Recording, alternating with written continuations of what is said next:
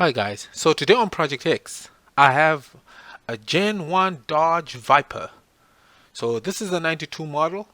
I actually bought it as a donor car from a different direction. These are very interesting cars. uh, Approximately 400 horsepower, 460 foot-pounds of torque, more torque than horsepower. So these are really interesting, really powerful cars, really dangerous too, because they have no driver aids as ABS, traction control, and so forth.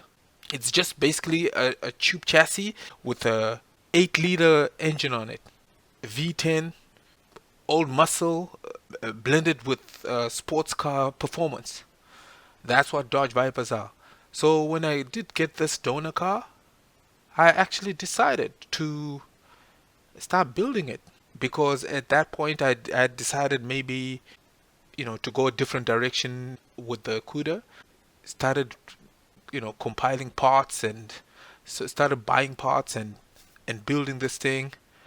Now it is a salvage title, of course. Came all the way from California, I believe. I started building it and tried to see how far I could take it.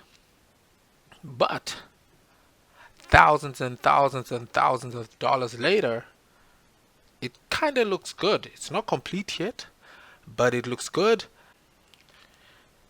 And now that this project is actually coming to completion, I had actually been thinking of different designs. And what I realized was I spent a lot less time designing. Instead of sketching and so forth, I just use Xbox 360, Xbox One to design the car, to experiment with you know different modifications on the car, body wise, and just to get a visual. Before, I'd spend hours either in 3D software, or I'd actually go in and sketch it, sketch on paper pen, and so forth, just to get a feel of how the car would look with different spoilers, different wings. But now, this software actually makes it much easier for me. So looking at this software, you can actually experiment with the paint, just to see how different colors would actually look on a car, instead of doing it in real life, or because the scale is good.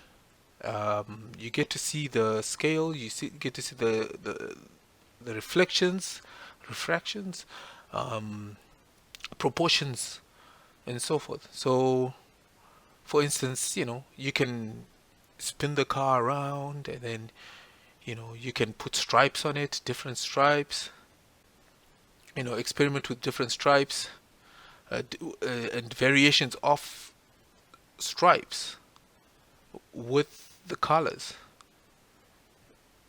and actually move the car around and see at different angles how it would look with or without stripes, and with certain colors. Because I have noticed certain colors do not work with certain cars.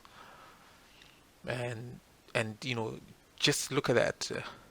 If you're looking at something like like a white with a blue stripes, or red with a silver stripe, and so forth, you can actually visualize to see the proportions, how the proportions are working, and the scale of the stripes on the actual car.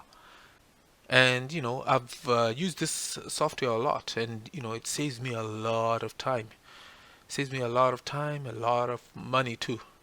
Because there's been instances where you actually paint the car, and then you find that the paint is not working, or a certain shade of paint doesn't actually work with the car, or with the scale of how you actually do the different colors.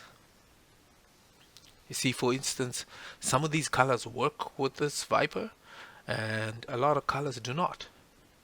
And this gives you a variety of a palette that you can actually try, and you can actually try some wraps, vinyl wraps to see which ones work, or whether it's just a waste of your time. I mean, I've seen a lot of guys wrap their cars, and that looks good. So wrap their cars and find that after spending, you know, thousands of dollars, the wrap doesn't work with the car. And I mean, the shop has done their job, so you have to pay them. You're the client. You decided that this is what you wanted, and they did it for you. If it doesn't work, that's your problem. We did your job. You chose this wrap, and we put it on the car, and it didn't work. So you deal with the consequences. So, and also finding out, let's say if you do carbon fiber parts for the car, whether it actually works. That raw carbon fiber feel or a military feel, is it worth the money? Is it worth you investing, $5,000, $10,000, or on a wrap or a carbon fiber and so forth? I mean, carbon fiber is much more if unless you're molding your own parts, right? So, and is it worth it? Is the look good? And what impact the look has? You know, that's what's good about these games, and how you can actually design your car. And that's actually how I've been designing this Viper.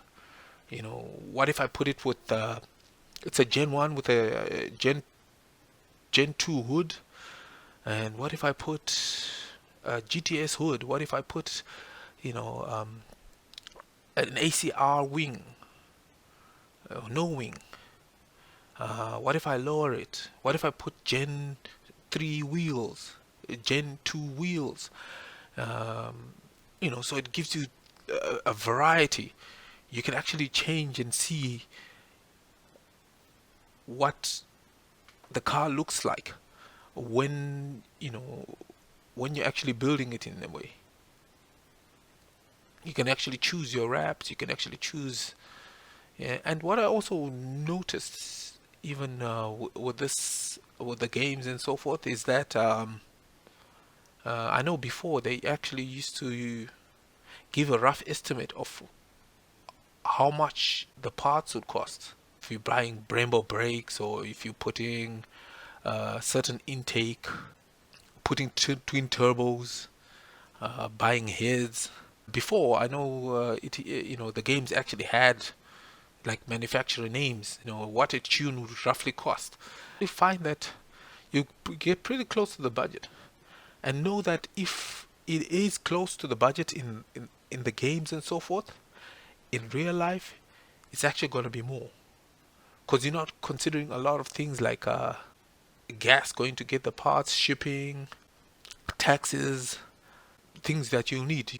There's always little things that you probably need, and you'll need to get them from the dealer, or whether it's little fixtures or so. I mean, that's how I'm actually using computer games to actually design real cars, and they actually give me a rough estimate, instead of, and this actually saves me a lot of money, so I don't know, to each their own, right? But for me, this works. I draw less, I model less, so I can actually see how a car looks before I spend a lot of money and end up not using the parts or what I've paid for. So yeah, so thank you for watching this, and stay tuned, because summer, the Vipers are coming. So thank you and goodbye.